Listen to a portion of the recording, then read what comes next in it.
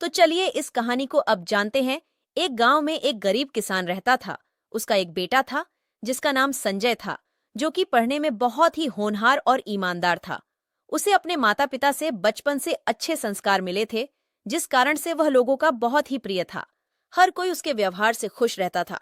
जब संजय अपनी पढ़ाई पूरी कर लिया तो उसके माँ बाप ने घर की रोजी रोटी चलाने के लिए उसे शहर भेजना चाहा, जिस पर संजय अपनी माँ बाप की ये इच्छा सुनकर बहुत ही प्रसन्न हुआ और फिर रोजगार की तलाश में वह दूर शहर निकल गया। वह जिस बस से शहर जा रहा था, वह बस रास्ते में लोगों को भोजन करने के लिए एक होटल पर रुकी। सबने चाय पानी और खाना खाकर वापस उस बस में बैठ गए। उसी होटल से एक व्यापारी भी उस बस में बैठ गए। फिर बस जब शहर पहुंचा तो सभी लोग उतरकर अपने अपने अपने मंजिल की तरफ जाने लगे और जल्दबाजी में वह व्यापारी अपना बैग संजय के पास ही भूल गए।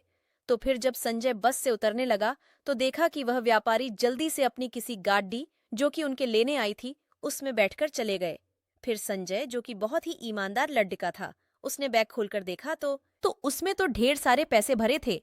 फिर वह उन पैसों को लेने के बजाय उस बैग को व्यापारी को वापस करने का मन बनाया।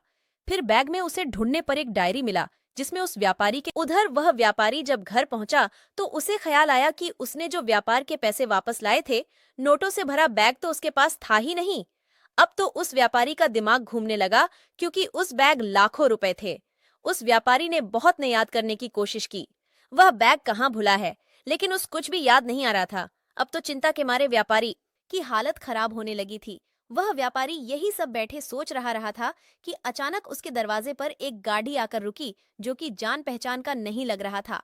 फिर उस गाड़ी में संजय बैग लाकर नीचे उतरा तो संजय और बैग को देखते ही सब कुछ याद आ गया था कि वह तो अपना बैग बस में ही भूल आया।